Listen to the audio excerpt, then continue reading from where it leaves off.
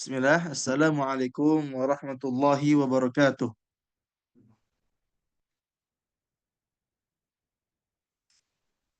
Coba nih, takutnya mic-nya juga bermasalah lagi nih. Coba ini ulang lagi ya. Bisa menjawab ya. Assalamualaikum warahmatullahi wabarakatuh. Jelas suaranya ya? Apakah jelas? Coba bilang jelas gitu ya. Apakah jelas suaranya? Oke, Alhamdulillah. Kita ulang ya. Bismillah, Alhamdulillah, Alhamdulillahilladzi hadana li hadza wa ma kunna linahtadiya laula an hadanallah. Asyhadu an la ilaha illallah wahdahu la syarika lah. وأشهد أن محمدا عبده ورسوله لا نبي ولا رسول بعده والصلاة والسلام على إمام المتقين وقائد المجاهدين سيدنا محمد صلى الله عليه وسلم وعلى آله وصحبه ومن تبعهم بإحسان إلى يوم الدين أما بعد. Ikhwafillah rahimakumullah, teman-teman semua yang insya Allah Allah rahmati. Alhamdulillah alamin. Kita semua di sini masih diberikan kenikmatan Allah oleh Allah Subhanahu wa taala, kenikmatan yang sangat indah, kenikmatan yang sangat berlimpah, kenikmatan yang sangat banyak. Ya, bahkan saking saking berlimpahnya, saking banyaknya, mustahil kita bisa menghitung nikmat-nikmat itu. Kita bisa melihat, kita bisa mendengar, kita bisa ikut kajian, kita masih ada keinginan untuk belajar. Itu pun sebuah kenikmatan yang harus kita syukuri. Ya, bahkan saking banyaknya nikmat ini, kita ini nggak bisa menghitung nikmat Allah. Allah menyampaikan wa in ta'uddu ni'matallahi la tuhsuha. Kata Allah, jika kalian ingin menghitung nikmat Allah, kalian tidak akan mampu menghitungnya. Karena apa? Karena saking banyaknya nikmat yang Allah berikan kepada kita.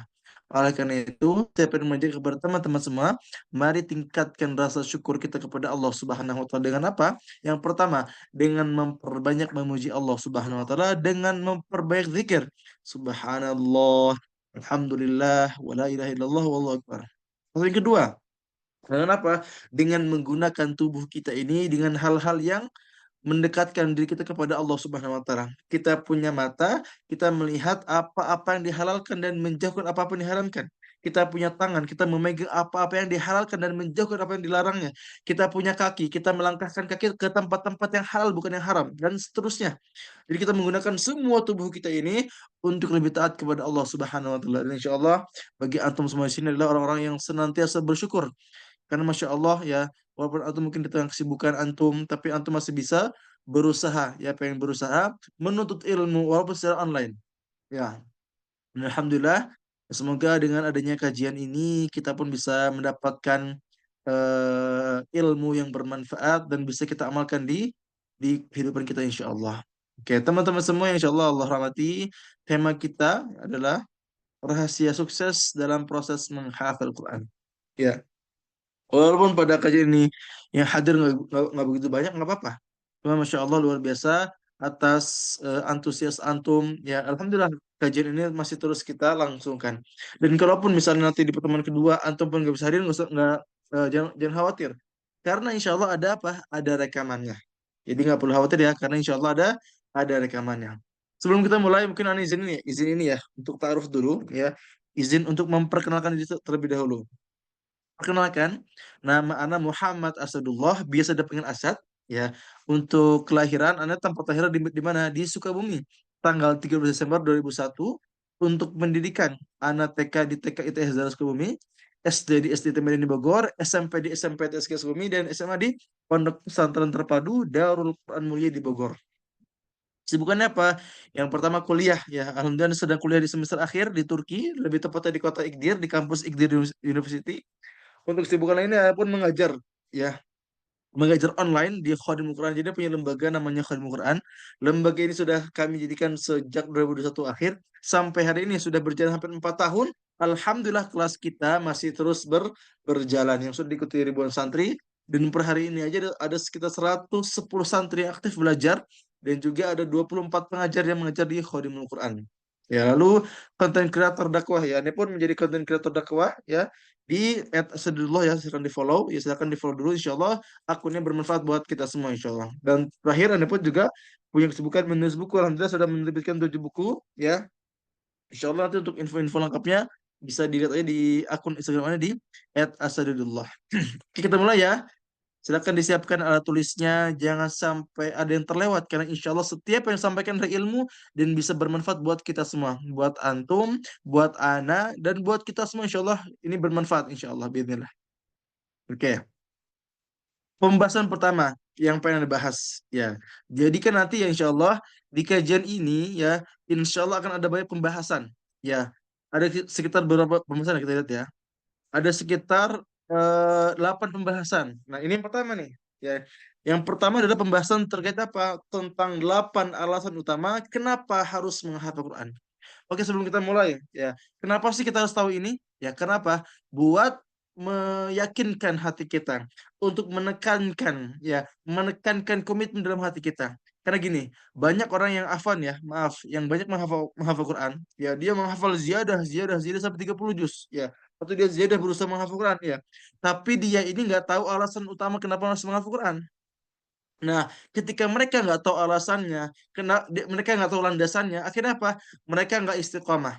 Banyak di antara mereka yang menyerah di tengah jalan. Atau ya memang mungkin sudah selesai hafalan 30 juz. Tapi ketika sudah selesai 30 juz, mereka apa? Mereka justru meninggalkan Quran. Karena apa? Karena mereka nggak tahu alasan utama kenapa mereka harus menghafal Quran. Maka ketika kita baru mulai menghafal Quran, ya, maka pastikan kita harus mengetahui 8 alasan utama ini. Yang pertama, ya, salah satu ibadah terbaik. Ingat ya, salah satu ibadah terbaik. Karena kata Rasul apa? Afdalu ibadati ummati qiraatul Quran. Kata Rasul, salah satu ibadah terbaik umatku adalah apa? Membaca Al-Quran. Jadi kita baca Quran, kita hafal Quran, kita mentadaburinya, kita mengajarkannya, itu apa? Menjadi ibadah yang terbaik. Ya, bahkan ya, kalau kita senantiasa belajar dan juga kita mengajarkannya, maka kita pun menjadi sebaik-baiknya umatnya Nabi Muhammad SAW. Apa kata Rasul? Khairukum man ta'allama al-Quran wa 'allamah. Sebaik-baiknya di antara kalian kata Rasul adalah yang apa? Yang mempelajari Quran dan juga mengajarkannya. Jadi kalau kita berikhtiar menjadi orang yang bisa menghafal Quran, maka insya Allah kita pun dikatakan apa? Menjadi orang yang terbaik karena membaca Al-Quran atau menghafal Quran salah satu ibadah terbaik di sisi Allah Subhanahu wa taala. Yang kedua, kenapa kita perlu menghafal Quran? Ya, karena insya Allah dengan kita hafal Quran akan memudahkan langkah kita dalam mengamalkan kandungan Al-Quran. Misalnya seperti ini. Ada ayat yang berbunyi wailul lil mutaffifin. Celakalah orang-orang yang berbuat curang. Jadi misalnya nanti ada kesempatan misalnya naudzubillah min dzalik ya. Ada kesempatan berbuat curang, berbuat licik misalnya ketika berdagang, ketika pun apapun itu ya. Tapi kita ingat ayatnya wailul lil mutaffifin. Celaka bagi orang-orang yang apa? Yang curang. Karena kita hafal ayatnya dan terekam di otak kita, maka ini akan memudahkan kita dalam apa? Pengamalannya. Contoh lain. Misalnya ada ayat yang berbunyi qul lil mu'minina yaghuddu min absarihim. Ya, Allah menyampaikan, katakanlah kepada orang beriman untuk menundukkan pandangannya, wa yahfadzu furujahum dan juga menjaga kemaluannya. Ya, maka dengan kita ingat ayat ini, kita ingat bahwa ada larangan untuk kita nggak boleh melihat apa yang diharamkan. Maka ketika ada kesempatan kita dilihatkan hal-hal yang haram, maka kita palingkan wajah kita. Kenapa? Karena kita hafal ayatnya, kita paham ayatnya. Itulah kehebatan orang yang menghafal Quran. Dengan kita menghafal Quran, ya, insya Allah akan memudahkan agar kita dalam pengawalan Quran. Tapi Ustadz, ada yang berkomen kan? Ustadz, ada orang yang menghafal Quran tapi maksiat. Bukankah dia tidak mengamalkan Quran gitu kan? Jadi ada bahasan seperti ini. Teman-teman semua, ya, antum bisa bandingkan. Itu 1 banding sekian ribu atau sekian juta gitu kan. Ya, memang betul. Banyak kita lihat ya, ada orang-orang yang afan, yang dia menghafal Quran memang. Tapi dia tidak mengamalkan Quran. Apa alasannya? Ya, karena ya ketika dia menghafal itu, dia tidak mengetahui apa alasan utama seperti ini. Makanya penting bagi kita harus mengetahui apa alasan utama kenapa kita harus menghafal Quran, ya. Lalu bagaimana cara menghafal dan juga sebagainya, ya. Dan orang-orang yang afan ya, yang orang-orang yang tidak mengamalkan Quran, ya, ya ini bukan merendahkan yang ini ya, bukan merendahkan orang yang tidak menghafal Quran ya, tapi orang-orang yang afwan ya, orang-orang yang tidak pernah baca Quran, orang-orang yang tidak pernah berusaha mempelajari Quran, yang tidak pernah berusaha menghafalnya, ya, mereka akan lebih jauh daripada apa? Lebih jauh dari jalan Quran. Ya kan dia nggak pernah baca, nggak pernah pahami, tapi kita yang hafal, kita yang baca, insya Allah Allah akan bimbing kita untuk apa? Untuk memudahkan dalam pengamalannya insya Allah. Lalu yang ketiga, menjadi mulia di sisi Allah Subhanahu wa taala. Teman-teman semua, kira-kira kita pengen nggak menjadi mulia di sisi Allah Subhanahu wa taala? Pengen ya? Maka salah satu caranya dengan apa? Dengan memperbanyak membaca Al-Quran termasuk menghafalnya. Karena segala sesuatu yang berkaitan dengan Al-Quran pasti ia menjadi mulia di sisi Allah Subhanahu wa taala. Seorang ya, semua yang berkaitan dengan Quran pasti ia menjadi mulia di sisi Allah Subhanahu wa taala. Contohnya, Quran diturunkan kepada siapa? Kepada Nabi Muhammad SAW. Maka Nabi Muhammad menjadi manusia yang paling mulia. Bahkan menjadi Nabi dan juga Rasul yang paling mulia di sisi Allah Subhanahu wa taala. Kenapa? Karena Quran diturunkan kepadanya. Contoh lain. Quran diturunkan dengan perantara siapa? Perantara malaikat Jibril alaihissalam. Maka malaikat Jibril menjadi malaikat yang paling mulia. Maka malaikat Jibril menjadi malaikat yang menjadi apa? Menjadi pemimpin para malaikat. Karena apa? Karena ada kaitannya dengan Quran. Maka kalau kita lihat bulan Ramadan menjadi bulan yang paling mulia, malam Qadar menjadi malam yang paling mulia, hari Jumat menjadi hari yang paling mulia. Kenapa? Karena semuanya ada kaitannya dengan Quran. Coba bayangkan teman-teman semua, kita menghafal, kita membaca, kita mengamalkan Quran, kita dekat dengan Quran, maka insya Allah kita pun bisa menjadi mulia di sisi Allah Subhanahu wa taala insya Allah. Yang keempat, kenapa kita perlu menghafal Quran? Karena insya Allah kita akan mendapatkan pahala yang berlimpah. Kata Allah, kata Rasul, man qara harfan min kitabillah falahu hasanah. Barang siapa yang membaca satu huruf saja dari Quran, maka baginya satu kebaikan. Dan satu kebaikan itu akan dilipat gandakan menjadi 10 pahala. Aku tidak mengatakan alif lam mim satu huruf, tapi alif satu huruf, lam satu huruf, mim satu huruf. Bayangkan teman-teman semua. Bayangkan. Bayangkan kita membaca Bismillahirrahmanirrahim. Ada sekitar 13 huruf yang kita baca. Maka ada 130 pahala kita dapatkan. Apalagi kalau kita bisa menghafal Al-Quran. Menghafal satu juz, menghafal dua juz, atau sampai 30 juz. Bayangkan berapa huruf yang kita baca dan berapa pahala yang kita dapatkan. Ya, yang keempat. Yang kelima, kenapa kita perlu menghafal Quran? Ya, karena dengan menghafal Quran menjadi wasilah diampuni dosa-dosa kita. Allah menyampaikan innal hasanati yudhibna sayiat. Allah menyampaikan bahwa sesungguhnya kebaikan-kebaikan yang kita lakukan akan menghapuskan keburukan itu kata Allah. Jadi kebaikan yang kita lakukan termasuk menghafal Quran akan menghapuskan dosa-dosa kita. Rasul pun menyampaikan wa atbi'is sayyi'atal hasanata tamhuha. Kata Allah, kata Rasul apa? Kata Rasul, ikutilah atau iringilah dosa-dosa itu dengan apa? Dengan kebaikan. Karena kebaikan itu apa? Akan menghapusnya. Itu kata Allah, kata Rasulullah SAW. Jadi kata Rasul, kata Allah Subhanahu wa taala, ya, kebaikan yang kita lakukan insya Allah akan menghapuskan keburukan. Jadi misalnya kita menghafal Quran, walaupun kita misalnya nggak hafal-hafal, tapi kita nggak lancar-lancar misalnya, tapi kita senantiasa berusaha gitu kan, maka mungkin ya mungkin kita nggak mendapatkan hasil apa yang kita mau, tapi kita mendapatkan pahala melimpah serta dosa-dosa kita pun akan diampuni oleh Allah Subhanahu wa taala insya Allah. Lalu yang keenam, insya Allah hati pun menjadi tenang. Allah menyampaikan alladzina amanu wa tatma'innu qulubuhum bidzikrillah ala bidzikrillahi tatma'innul qulub. Jadi kata Allah, orang-orang beriman itu akan tenang hati ketika apa? Ketika berzikir kepada Allah Subhanahu wa taala. Dan ingatlah kata Allah, ingat, hanya dengan berzikir kepada Allah hati kita menjadi tenang. Dan salah satu zikir terbaik apa? Membaca Al-Qur'an. Yang ketujuh, insya Allah segala urusan kita pun akan Allah mudahkan. Jadi segala sesuatu ya, segala urusan kita, segala sesuatu urusan kita insya Allah Allah akan mudahkan. Ya. Jadi kalau kita rajin baca Quran, ya nggak usah khawatir dengan urusan dunia kita. Insya Allah Allah pasti mudahkan urusan kita. Ya. Ada sebuah quotes ya. Apa quotesnya? Quotesnya adalah bumikanlah Al-Quran, maka Al-Quran akan melangitkanmu. Maksudnya apa? Dengan kita senantiasa membumikan Al-Quran, dengan kita senantiasa apa ya? Mengistiqomahkan diri kita dengan Al-Quran, maka Allah pun akan mudahkan urusan kita di mana? Di bumi, di dunia maupun di akhirat insya Allah. Itu yang ketujuh. Yang kedelapan adalah insya Allah kita pun akan mendapatkan syafaat bahkan memberi syafaat. Apa kata Rasul? Iqra'ul Quran fa innahu ya'ti yaumal qiyamati syafi'an li ashabi. Kata Rasul, baca Al-Quran karena sesungguhnya Al-Quran akan datang dari kiamat menjadi apa? Menjadi syafaat bagi para pembacanya. Bayangkan, yang membacanya saja dapat syafaat dan kita yang mampu menghafalnya insya Allah berhak memberi syafaat. Itu kata Rasulullah SAW. Jadi kalau kita menghafal Quran, ya kita berhak memberi apa? 10 jaminan syafaat kepada 10 keluarga kita insyaallah. Itu 8 alasan kenapa kita perlu menghafal Al-Qur'an.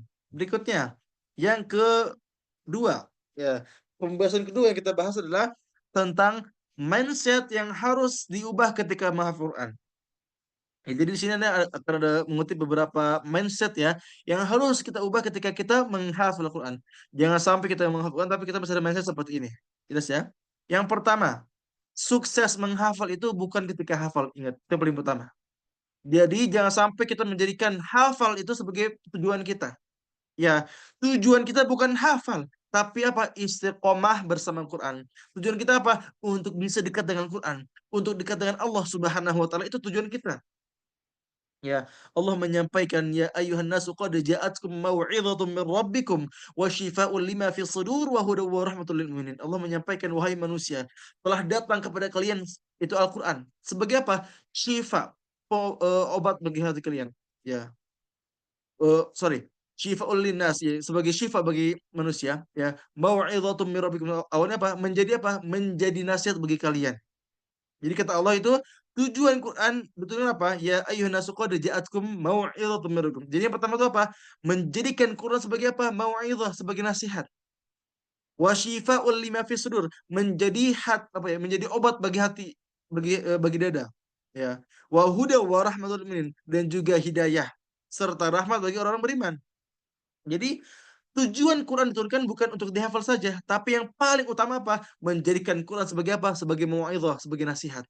Sebagai apa? Syifa, sebagai obat hati kita. Sebagai huda, sebagai petunjuk hidup kita. Wa rahmatul lil mu'minin. Dan juga sebagai apa? Sebagai rahmat bagi kita orang beriman. Jadi tujuan kita menghafal Quran bukan untuk hafal, tapi untuk mendapatkan nasihat, mendapatkan syifa, mendapatkan huda, mendapatkan rahmat dari Allah Subhanahu wa taala itu. Jadi ingat ya, sukses menghafal itu bukan ketika kita hafal, tapi ketika apa? Ketika kita dekat dengan Allah Subhanahu wa taala. Karena banyak orang yang bisa menghafal Quran tapi dia jauh dari Allah Subhanahu wa taala. Nauzubillah min dzalik. Ingat ya, sukses menghafal itu bukan ketika hafal, tapi ketika apa? Ketika kita bisa lebih dekat dengan Allah Subhanahu wa taala. Lalu yang kedua, menghafal itu bukan tentang seberapa cepat. Ingat ya, menghafal itu bukan tentang seberapa cepat, bukan tentang seberapa banyak, bukan tentang seberapa lancar. Tapi apa tadi? Tentang seberapa dekatnya kita dengan Allah Subhanahu wa taala. Banyak orang cepat-cepat menghafal, banyak orang-orang yang mungkin dibanyak hafalannya. Tapi apa? Dia jauh dari Quran. Dia jauh dari Allah Subhanahu wa taala. Na'udzubillah tsumma na'udzubillah.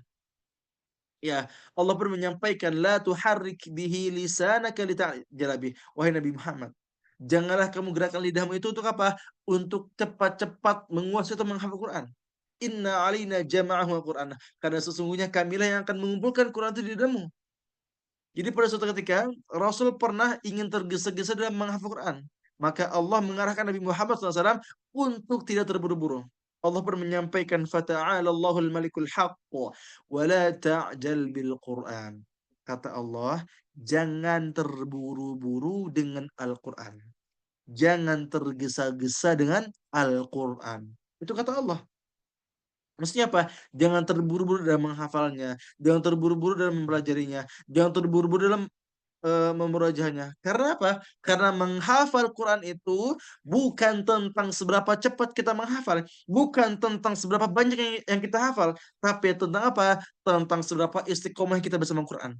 Tentang apa? Tentang bagaimana kita bisa lebih dekat dengan Allah Subhanahu wa taala. Maka dua mindset ini harus kita tanamkan pada hati kita, jangan sampai kita hilangkan. Jelas ya? Berikutnya, metode terbaik untuk menghafal dan juga murajaah. Oke, di sini akan menjelaskan beberapa penjelasannya. Yang pertama, Anda bakal menjelaskan tentang metode menghafal. Nah, metode ini Anda dapatkan ketika Anda ikut daurah di pesantren Anda sendiri ya, di SPQ, Sekolah Penghafal Quran di Sukabumi. Ya. Jadi salah satu mudir pada saat itu Ustaz Rahmat, ya Rahmat Irawan, ya. Beliau mengarahkan kepada kami untuk menggunakan metode yang namanya metode lupakan. Ya, lupakan ini singkatan dari apa? Lihat, ucapkan, pahami, kalikan, nikmati. Anda ulang ya. Lupakan singkatan dari apa? Lihat, ucapkan, pahami, kalikan, ni'mati. Ya, jelas ya. Jadi yang pertama lihat. Ya, jadi kita melihat Al-Qur'an, kita fokus dalam bacanya dan menghilangkan apa-apa yang mengganggu kita. Ucapkan, baca dengan jelas, dengan tartil, tidak terburu-buru. Pahami, kita berusaha memahami apa yang kita baca.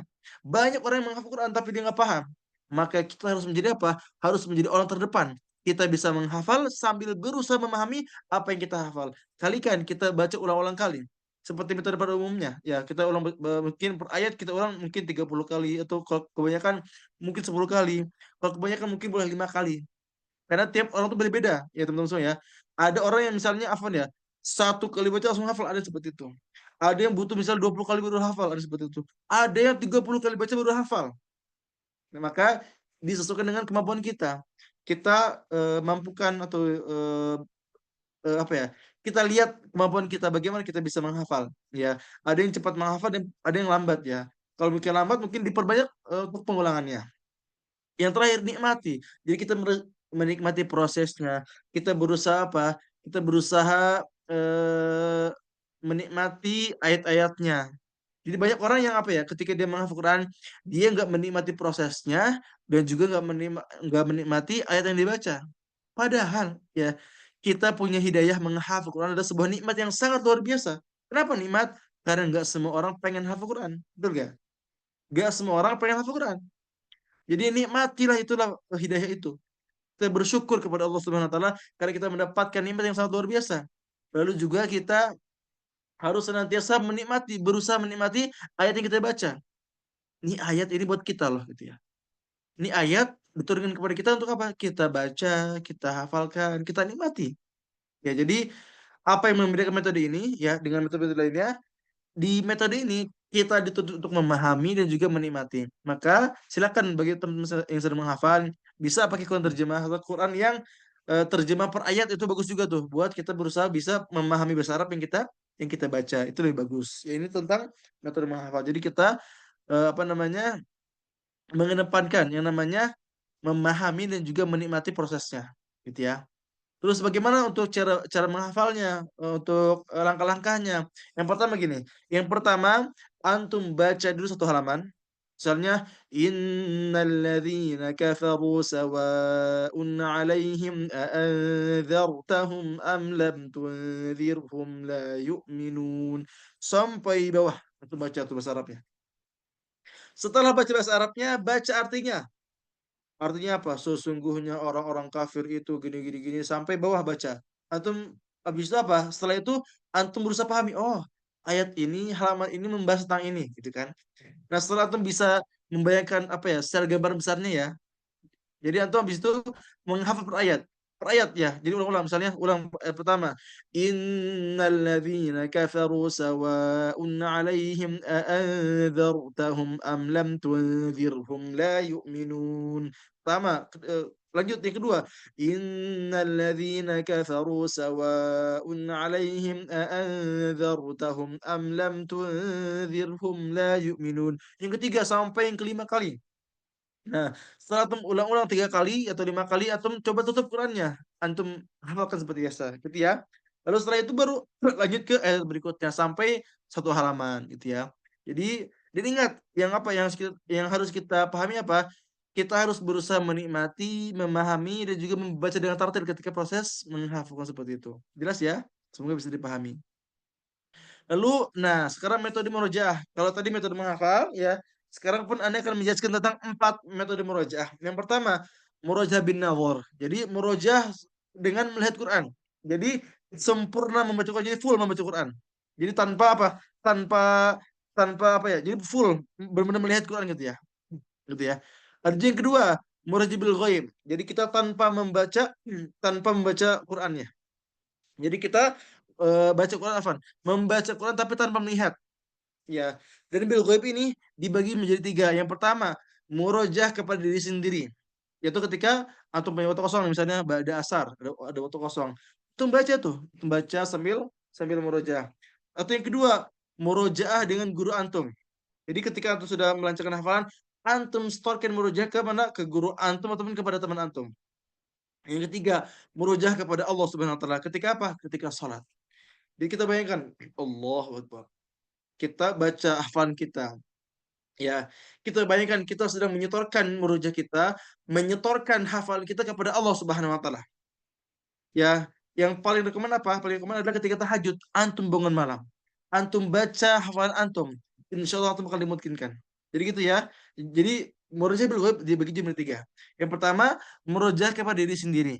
Ya, murojaah kepada guru dan juga murojaah kepada Allah Subhanahu wa taala. Jelas ya? Lalu yang ketiga, murojaah bil kitabah. Ya, murojaah hafalan dengan menulis ayat yang kita hafal. Seperti ini. Ini metode yang saya gunakan ketika saya mondok di namanya Utrujah, Markas Quran Utrujah di Jakarta.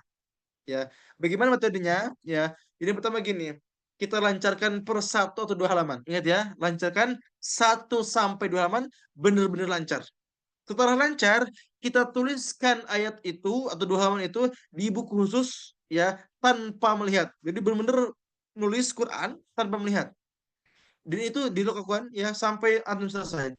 Dan itu pernah saya lakukan, yang pernah Anda lakukan ketika di pondok sampai 18 juz. Jadi alhamdulillah dalam 2 bulan di pondok itu saya menulis, jadi melancarkan hafalan sekaligus menulis Qur'annya sebanyak berapa? 18 juz saya tulis. Jadi memang capek, capek banget. Tapi masya Allah hasilnya insya Allah lebih menguatkan hafalan kita. Jadi kita tadi jelas ya. Jadi kita di sana melancarkan satu atau dua halaman. Kita lancarkan, kita mungkinkan. Kita lancar, kita tutup Quran kita tulis di buku khusus seterusnya, ya. Dan nanti ketika sudah sebenarnya gini, bagusnya gini, setelah kita tulis kita setorkan kepada guru kita, jadi nanti guru kita bisa mengoreksi bacaan, atau mengoreksi hafalan, dan juga mengoreksi tulisan kita. Lalu yang keempat, murojaah bisima'i. Jadi kita mendengarkan murotal. Jadi antum setel di YouTube ataupun di mungkin di Spotify atau dimanapun itu, antum buka ya, syekh favorit antum, antum dengarkan, itu namanya murojaah bisima'i. Jadi empat itu ya, murojaah bin nazar, murojaah bil ghaib, murojaah bil kitabah, dan juga murojaah bisima'i. Semoga jelas. Berikutnya, tiga ujian terbesar penghafal zaman zaman now. Nah, ini saya sudah tuliskan ya. Jadi harus kita pahami ya bahwa di zaman ini ada tiga ujian terbesar bagi penghafal Quran yang tentu harus kita jauhi. Yang pertama, menjaga hati tetap ikhlas karena Allah Subhanahu wa taala. Ini ujian yang sangat berat banget. Sepakat ya? Karena banyak orang yang afan, memang dia hafal Quran 30 juz, mutin, bahkan dia ustadz, atau bahkan kiai. Tapi apa? Hatinya nggak ikhlas. Ingat teman-teman semua, apa kata Rasul? Innamal a'malu binniyat. Sesungguhnya amal perbuatan itu tergantung pada niatnya. Wa innamal likulli imrin ma nawa. Dan sesungguhnya seseorang itu akan mendapatkan tergantung dengan apa yang ia niatkan. Jadi, kalau niat kita baik, maka kita pun mendapatkan kebaikan. Tapi kalau niat kita salah, justru kita mendapatkan keburukan. Begitupun Quran. Kalau kita membaca Quran, kita menghafalnya, dan niat kita baik, insya Allah pasti kita mendapatkan yang namanya kebaikan, mendapatkan pahala, mendapatkan syafaat.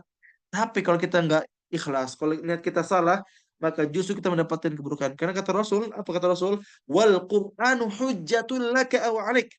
Quran itu bisa menjadi hujjah bagimu, bisa menjadi syafaat bagimu, atau menjadi musuh bagimu. Itu kata Rasulullah SAW. Jadi kalau niat kita baik, insya Allah kita pun mendapatkan kebaikan. Tapi kalau niat kita salah, justru kita mendapatkan keburukan. Naudzubillah. Yang kedua, ujian terbesar adalah apa? Handphone. Betul ya, sepakat ya? Banyak di antara kita yang bisa bermain HP berjam-jam, ya, bermain game berjam-jam, tapi membaca Quran kurang dari sejam. Kita sangat paham fitur dan fungsi handphone, sangat-sangat paham, tapi kita nggak paham sama Quran. Ini memalukan. Jadi maka dari itu ujian handphone ini harus kita jaga terus, insya Allah. Lalu yang ketiga adalah ujian rasa malas. Betul ya. Kadang hari ini kita semangat murojaah, besoknya udah malas lagi. Yang awalnya bisa sehari 3 juz, tiba-tiba jadi malas murojaah dan juga sebagainya. Nah, maka tiga ujian ini dengan apa cara cara mengatasinya? Cara mengatasinya adalah pertama, memperbanyak berdoa kepada Allah Subhanahu wa taala. Kita minta kepada Allah. Karena pada hakikatnya kita ini nggak bisa apa-apa. Kita ini nggak punya apa-apa. Kecuali apa? Kecuali bantuan dari Allah Subhanahu wa taala. Maka minta kepada Allah Subhanahu wa taala. Lalu yang kedua, memperbaiki istighfar. Ya, yang ketiga, meminta nasihat kepada guru-guru kita. Jadi gitu ya, memperbanyak doa, memperbanyak istighfar juga meminta nasihat kepada guru-guru kita. Semoga bisa jelas. Ya, ini ada doa nih, ada doa yang mesti kita amalkan agar terhindar dari sifat malas. Ya, apa doanya?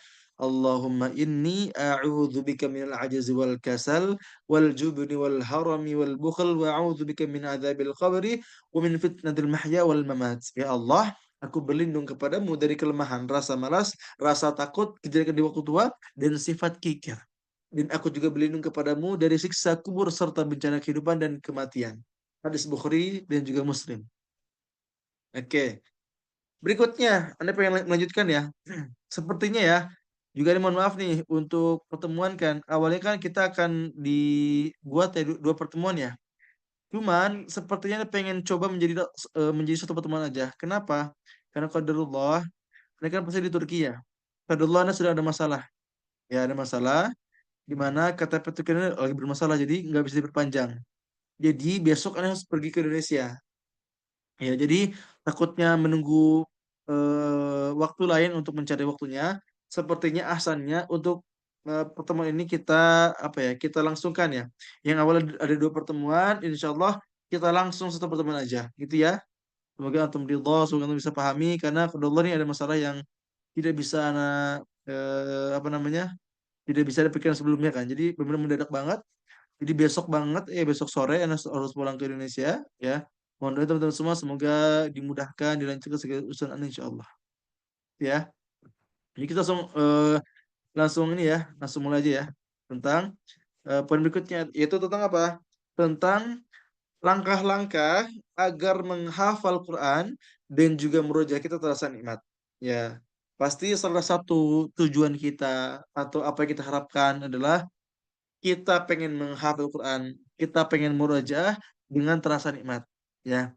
Maka insya Allah kita akan apa namanya akan mengetahui nih beberapa langkah agar kita bisa merasakan kenikmatan ketika proses menghafal dan juga murojaah. Oke, yang pertama tentu menjaga hati tetap ikhlas karena Allah Subhanahu Wa Taala. Ya, kita menghafal, ya kita murojaah, kita bukan mengharapkan duniawi, bukan.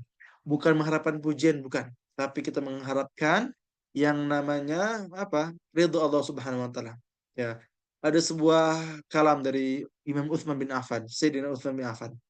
Beliau pernah mengatakan yang artinya jika hati kita suci, maka ia tidak akan pernah puas dari kalam Rabbnya. Jadi Imam Utsman menggambarkan ya bahwa jika hati yang ikhlas, hati yang bersih, ya hatinya itu nggak pernah bosan dengan Quran. Tapi kalau hatinya kotor, hatinya nggak ikhlas, dia ini akan apa? Akan bosan dengan Quran. Maka kalau kita pengen mendapatkan kenikmatan Al-Quran, maka jagalah hati kita tetap ikhlas karena Allah Subhanahu Wa Taala. Jelas ya. Yang kedua, meluruskan tujuan utama. Ya, luruskan tujuan kita. Kita menghafal ya bukan untuk hafal, tapi untuk apa? Untuk lebih dekat dengan Allah Subhanahu Wa Taala. Jadi kalau tujuan kita untuk dekat dengan Allah Subhanahu Wa Taala, yang kita kejar bukan hasilnya. Yang kita tuju bukan apa? Bukan lancarnya. Tapi yang kita kejar, yang kita usahakan adalah apa? Yang kita usahakan adalah kita pengen berusaha menikmati Al-Quran. Kita pengen lebih dekat dengan Allah Subhanahu wa taala. Itu tujuan kita. Jadi luruskan tujuan kita, ubah tujuan kita. Kita menghafal bukan untuk hafal, tapi untuk lebih dekat dengan Allah Subhanahu wa taala. Yang ketiga, membiasakan untuk tadabbur. Nah, ini yang paling penting. Ya, banyak orang yang menghafal Quran, bahkan mungkin sampai mungkin 30 juz, tapi nggak pernah tadabbur. Akhirnya apa? Hatinya keras. Hatinya apa? Hatinya mati. Karena Allah menyampaikan, afala yatadabbaruna al-Qur'ana am ala qulubin aqfaluha. Kenapa mereka nggak pernah tadabbur? Apakah hati hati mereka terkunci? Itu kata Allah. Jadi orang-orang nggak pernah tadabbur itu kata Allah, hatinya mati. Dan kalau hati kita mati apa? Kita nggak pernah merasakan kenikmatan Quran. Kita nggak pernah merasakan kenikmatan beribadah. Maka kalau kita pengen merasakan kenikmatan ibadah, kita pengen merasakan kenikmatan Al-Quran, maka tadabburilah Al-Quran. Ya, karena tujuan Quran diturunkan bukan untuk dibaca saja, tapi untuk apa? Kita pelajari, kita tadabburi. Allah menyampaikan kitabun anzalnahu ilaika mubarakun liyadabbaru ayati wa liyatadzakkar ulul albab. Kitab Al-Quran yang kami turunkan kepadamu penuh berkah agar mereka mentadabburi atau merenungi ayatnya dan agar orang berakal sehat mengambil pelajaran. Ya. Yang kedua, kenapa kita harus tadabbur tadi yang bilang ya, agar tidak terkunci hati kita. Yang ketiga ini, yang ketiga, tadabbur ya adalah kunci untuk merasakan kelezatan dan kenikmatan Quran. Al-Imam Badruddin Az-Zarkashi mengatakan, ya, barang siapa yang tidak memiliki ilmu, tidak memiliki pemahaman, takwa dan juga tadabbur, maka dia tidak akan merasakan kelezatan Al-Quran. Jadi orang-orang yang nggak pernah tadabbur, nggak punya ilmu, nggak punya pemahaman dengan Quran, ya, maka dia tidak akan pernah merasakan kelezatan Quran. Jadi teman-teman semua, kalau kita pengen merasakan kenikmatan murojaah, kenikmatan menghafal, kenikmatan dengan Al-Quran, maka pastikan kita mentadabburi Quran. Dengan apa? Kita baca artinya, kita pahami, kita renungi seperti itu. Jadi itu tadabbur. Ya. Oke, lanjut ya. Berikutnya. Nah, yang juga nggak kalah penting nih yang sering ditanyakan oleh banyak orang. Ustadz, bagaimana cara mengatur waktu menghafal dan juga murojaah? Oke, di sini saya akan menjelaskan tentang bagaimana cara mengaturnya ya. Yang pertama, kalau antum ya bingung bagaimana cara mengatur waktu ya dalam murojaah, dalam menghafal ya, maka yang paling sederhana adalah apa? Yang paling pertama, yang paling dasar, buat target dulu. Jadi banyak orang yang mungkin afan murojaahnya nggak jelas, dia dulu berantakan karena apa? Karena mereka nggak punya target, mereka nggak punya tujuan. Tapi kalau kita punya target, kalau kita punya tujuan, insya Allah kita pun akan diarahkan untuk apa? Lebih semangat, untuk lebih teratur. Itu yang pertama. Yang kedua, buat jadwalnya. Ya, dia selain antum buat target, buat tujuan, antum pun harus membuat jadwal yang jelas. Misalnya, bangun tidur ngapain, sore ngapain, pagi ngapain, siang ngapain. Jadi antum buat jadwal yang jelas. Dengan kita membuat jadwal yang jelas, insya Allah kita pun akan dimudahkan dalam apa? Mengatur waktu murojaah pun ziyadah. Yang ketiga, yang gak kalah penting, mengatur skala prioritas. Maksudnya apa? Ya, kita sisihkan, kita pilih-pilih ya, kita pilih-pilih ya, mana yang harus kita prioritaskan, mana yang mungkin kita harus akhirkan. Misal seperti ini, ada Quran ya sama handphone. Kira-kira mana yang kita utamakan? Ya Quran. Ya, kita bisa murojaah ataupun scroll. Kira-kira mana yang lebih penting? Atau gini deh, antara murojaah sama misalnya belajar. Memang dua-duanya penting gitu kan. Tapi ada yang lebih kita utamakan. Misalnya kita lebih mengutamakan belajar dulu baru murojaah atau sebaliknya. Nggak apa-apa. Jadi kita apa harus benar-benar mengatur mana yang kita prioritaskan, gitu ya. Paling keempat, nah ini yang nggak kalah penting, membuat to-do list harian. Jadi gini, gimana caranya? Jadi antum bangun tidur atau antum sebelum tidur, antum buat list-list harian untuk hari besok. Misalnya list besok yang akan saya lakukan. Misalnya yang pertama saya ingin meroja satu juz. Yang kedua saya pengen belajar. Yang kedua, yang ketiga saya pengen apa. Yang keempat pengen apa. Jadi buat list harian yang pengen kita lakukan. Ketika antum sudah membuat listnya, ketika besoknya antum sudah melakukan ya, antum checklist, antum checklist, antum checklist. Nah, untuk apa ini? Tujuannya untuk apa? Meningkatkan motivasi kita. Jadi kalau kita lihat nih, kita punya list harian, maka ini pun bisa menjadi motivasi untuk bisa mengatur waktu kita. Semoga bisa terjawab ya. Barakallahu fiik. Berikutnya, materi tentang bagaimana ikhtiar kita agar melancarkan hafalan. Nah, maka di sini pun Anda akan menjelaskan nih tentang beberapa ikhtiar kita ya. Jadi memang nggak mungkin tiba-tiba mungkin nggak mungkin. Tapi ada ikhtiarnya, ada usahanya. Maka di sini pun Anda akan menjelaskan tentang beberapa ikhtiarnya. Yang pertama, tentu kalau kita pengen lancar, kalau kita pengen mungkin, murojaah.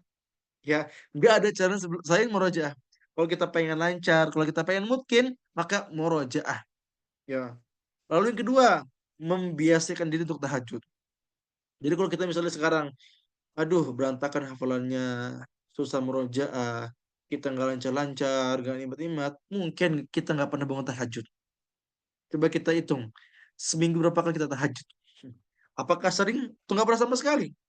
Kalau mungkin nggak pernah sama sekali, ya mungkin itu penjawab kenapa kita nggak lancar hafalannya, kenapa kita nggak nikmat murojaahnya, karena kita nggak pernah tahajud. Coba antum bangun tahajud, bangun malam, baca hafalan antum, murojaah ketika sholat, maka dengan antum membaca itu, antum akan dikuatkan hafalan insya Allah. Yang ketiga, tentu meninggalkan maksiat.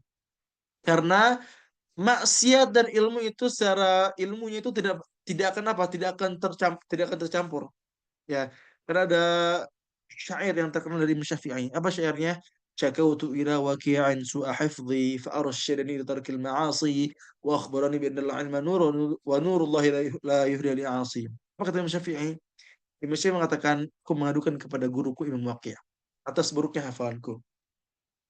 Maka gurunya itu yaitu Imam Waqi' bin Al-Jarrah mengarahkan aku untuk apa kata Imam Syafi'i? Meninggalkan maksiat.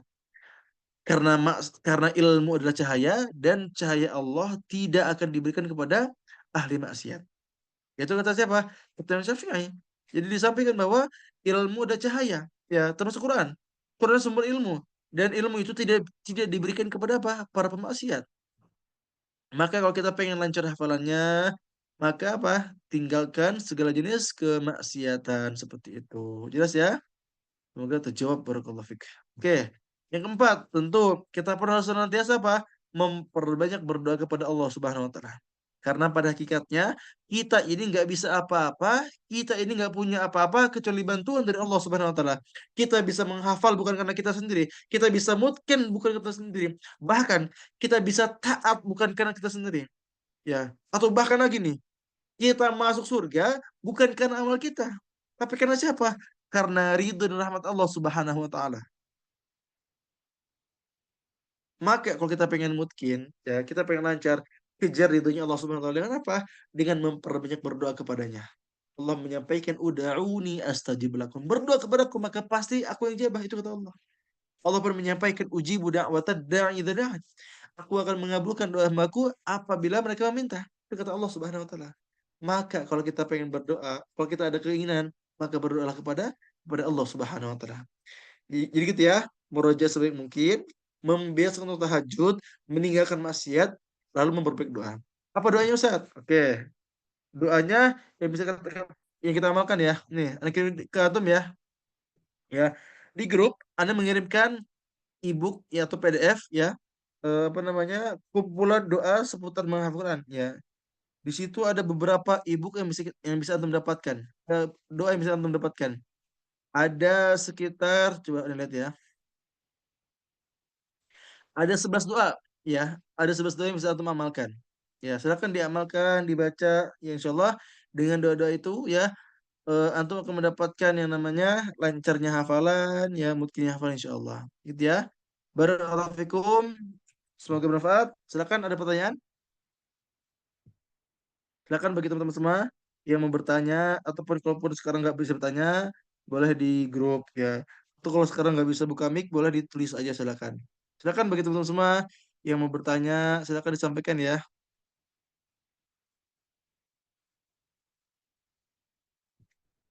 Ya, mungkin juga ya sambil antum nunggu antum bertanya ya. Anda pun bakal mengirimkan beberapa bonus ebook buat antum ya. Karena antum sudah mendaftar, antum sudah infak, masya Allah luar biasa. Ini Anda akan mengirimkan beberapa ebook gratis buat antum, bisa antum baca ya. Tapi Anda mohon tidak di-share ke orang lain ya. Ini khusus buat antum yang mendaftar aja. Ini Anda kirimkan ebook yang banyak nih, insya Allah. Semoga bisa bermanfaat buat antum, insya Allah. Sudah kirim ya, proses kirim, insya Allah. Oke, ada yang bertanya. Ustadz, izin bertanya, apakah menghafal Quran harus punya sanad ya? Oke, teman-teman semua. Terkait sanad ya? Ya. Oke, teman-teman semua. Insya Allah, semua kita di dunia ini adalah orang-orang yang bersanad. Tapi gini, ada yang sanadnya resmi, berijazah, ya. Dan memang jelas keilmuannya. Ada juga yang mungkin memang dia mendapatkan sanad, tapi mungkin masih kurang jelas ke apa keilmuannya atau keabsahannya gitu ya. Nah, maka kalau kita pilih apakah kita mau yang resmi atau enggak, maka memang bagusnya yang resmi. Cuman kalaupun kita misalnya belum menemukan atau sulit menemukan mungkin pondok atau guru yang benar-benar bersanad dengan resmi ya, maka nggak apa-apa kita berguru dengan siapapun itu. Ya.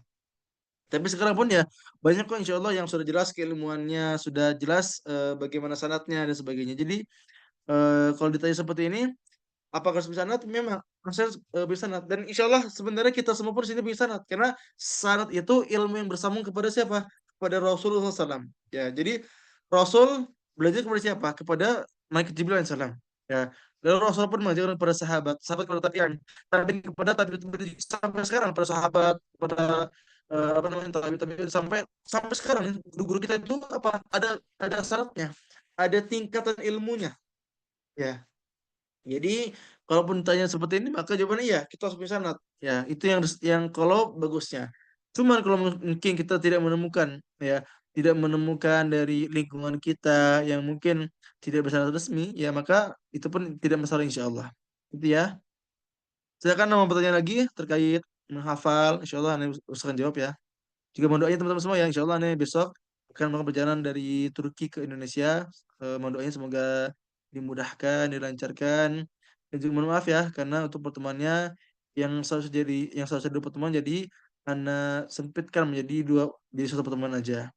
Semoga Tuhan ridho dan teman bisa memahami ini ya. Insya Allah. Oke, silakan ada yang mau tanya. Ustaz, izin bertanya, ujian para penghafal itu lawan jenis. Ya, sepakat. Kita sudah penasaran. Sorry, sorry. Ustaz, izin bertanya, ujian para penghafal itu lawan jenis. Kita sudah berusaha untuk menjauhkan maksiat, tapi masih ada rasa penasaran tentang dia dan mencari tahu tentang dia. Itu bagaimana Ustaz? Itu sangat mengganggu meraja. Oke, betul. Ya, salah satu ujian penghafal zaman now ya adalah itu lawan jenis ya. Sebenarnya terus ini ya, khusus bagi laki-laki. Ya, mungkin bagi laki-laki sangat relate ya bahwa di zaman ini zaman yang penuh fitnah dan ternyata benar apa yang disampaikan oleh Nabi kita Nabi Muhammad SAW. Jadi Nabi itu pernah menyampaikan apa hadisnya? Ma taraktu ba'di fitnatan adarra 'ala rijal minan nisa. Jadi kata Rasul, aku tidak meninggalkan sepeninggalanku fitnah yang lebih besar atau ujian lebih besar daripada apa? Daripada wanita. Itu kata Allah. Jadi Allah menyampaikan bahwa ujian wanita atau ujian lawan jenis itu ujian yang paling besar. Bahkan dalam Quran ya digambarkan bahwa tipu daya atau ujian wanita itu lebih dahsyat daripada setan. Bayangkan, tipu daya setan lebih ringan daripada tipu daya wanita. Jadi kata Allah, inna kaida syaitani kana dha'ifa. Tipu daya syaitan itu lemah kata Allah. Dha'ifa, lemah. Tapi Allah pun menyampaikan inna kaidakunna azim. Sesungguhnya tipu daya kalian wahai para wanita apa? Azim, sangat dahsyat. Ya, karena betul zaman ini lawan jenis ya laki-laki ke perempuan ataupun sebaliknya, ya itu sangat mengganggu termasuk anak pribadi. Maka bagaimana cara langkah-langkah agar kita bisa apa namanya bisa menghadapi ini? Yang pertama tentu antum harus senantiasa berdoa kepada Allah Subhanahu wa taala. Antum meminta kekuatan, antum meminta arahan kepada Allah Subhanahu wa taala. Itu yang pertama. Yang kedua, memperbaiki istighfar. Karena mungkin kita pernah berdosa, kita pernah memikirkan hal yang diharamkan, atau mungkin kita pun pernah terjerumus dalam hal yang diharamkan. Maka dengan istighfar ini Allah akan hapuskan dosa kita, sekaligus Allah pun akan bimbing kita. Yang ketiga, cari lingkungan yang mendukung. Ya, cari lingkungan teman-teman yang mendukung. Karena kata Rasul apa? Kata Rasul, "Al-mar'u 'ala dini khalilih." Agama seseorang itu tergantung pada teman dekatnya. Falyanzur ahadukum man khalil. Maka perhatikan dengan siapa kalian berteman, itu kata Allah, kata Rasul. Jadi Rasul bilang bahwa agama seseorang itu kata Rasul, ya, tergantung pada teman dekatnya. Jadi kalau teman-teman kita teman baik, maka kita pun menjadi baik. Tapi kalau teman-teman kita maaf yang kurang baik, maka kita pun mendapatkan keburukan. Itu yang bahaya. Ya, maka pastikan kita harus mencari teman-teman yang baik. Karena Allah pun menyampaikan, Ya ayyuhalladzina amanu taqullaha wa kunu ma'as-shadiqin. Wahai orang beriman, kata Allah, bertakwalah kepada Allah dan bersama orang-orang yang benar. Itu kata Allah Subhanahu wa taala. Jadi kita diperintahkan untuk apa? Membersamai, berteman dengan teman-teman yang baik. Agar apa? Agar kita pun menjadi orang baik juga. Seperti itu. Jelas ya, semoga terjawab. Jadi memperbanyak doa, memperbanyak istighfar dan juga tadi apa? Mencari teman-teman yang soleh. Semoga terjawab. Ada lagi pertanyaan silakan.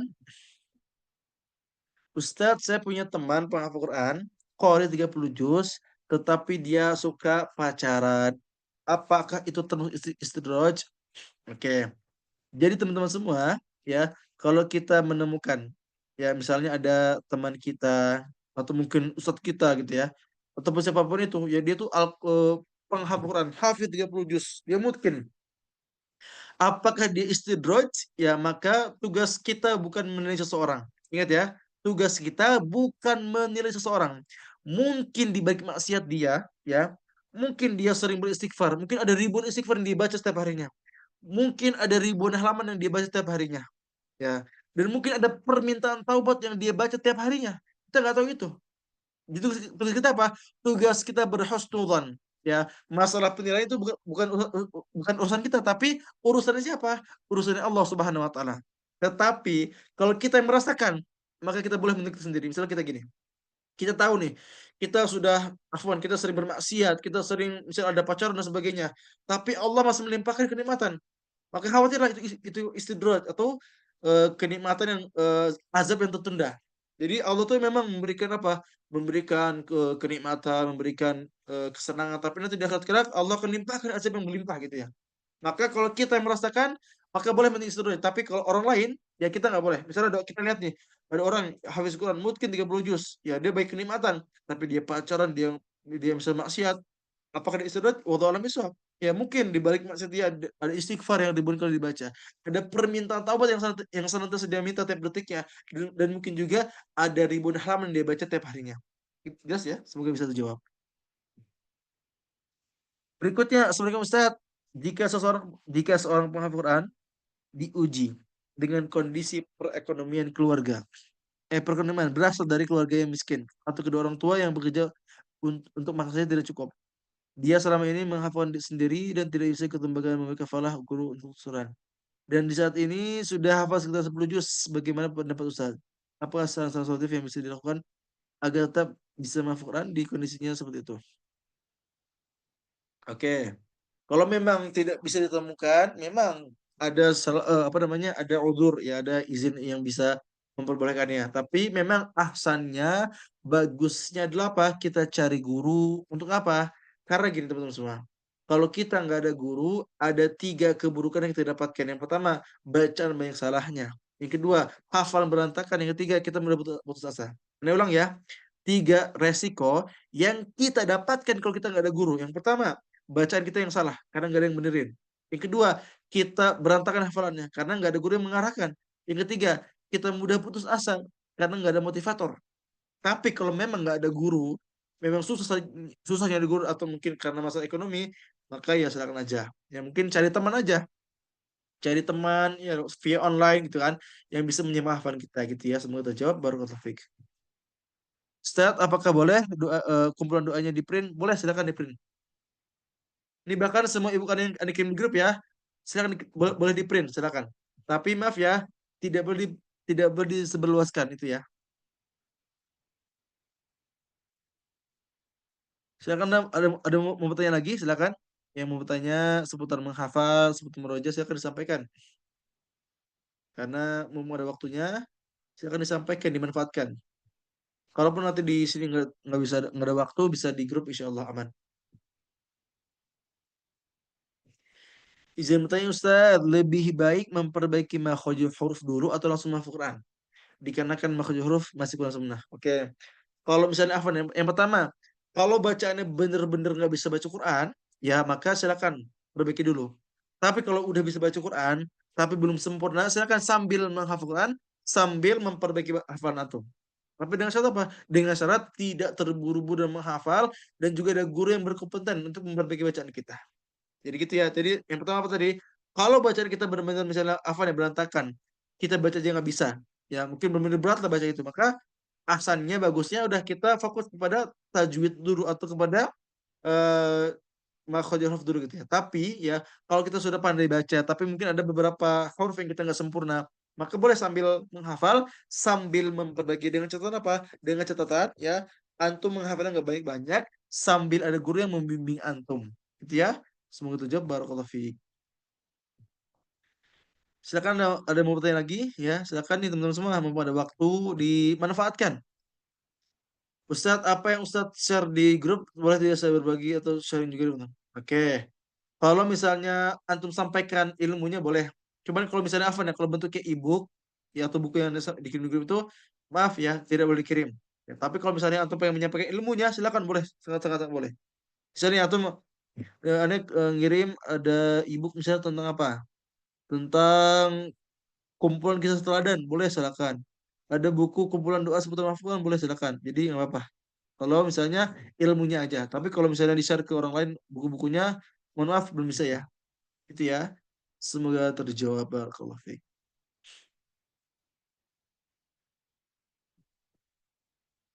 Silakan ada mau bertanya lagi, silakan sampaikan ya.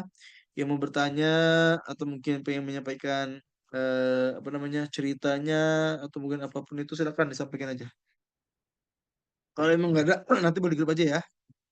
Mungkin untuk malam ini ya kita cukupkan aja ya.